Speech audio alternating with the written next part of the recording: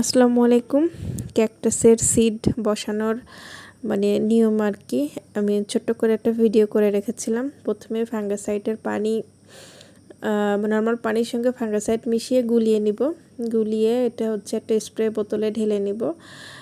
এটা আমার এপ্রিল মাসে করা ভিডিও। আমি একটা মিডিয়ার সেল পোস্ট দিয়েছিলাম, তো তখন আমি ভিডিওটাও করে দিয়েছিলাম যে যারা আমার থেকে সিড নেবে ওরা যেন ঠিকঠাক মতো লাগাইতে পারে।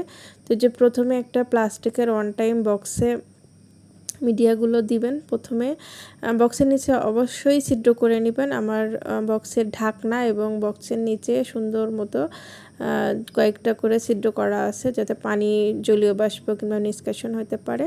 এই যে এখন এটা হচ্ছে অ্যাস্ট্রো ক্যাকটাসের বীজ আমি দিচ্ছি।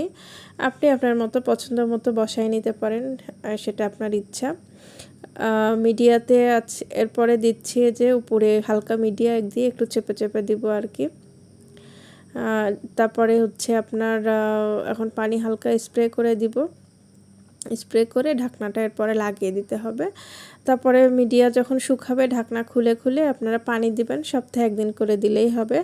মিডিয়াতে আছে আপনার কোকোপিট, ভার্মি কম্পোস্ট, পাতা পচা আর হালকা বালু মিশিয়ে মিডিয়াটা তৈরি করে নিয়েছিলাম। তো আসলে ভিডিওটা আমি এর আগেও পোস্ট করেছিলাম, তো আপনারা অনেকেই জানতে চেয়েছেন যে কিভাবে বসাবো, এজন্য আর কি দেয়া।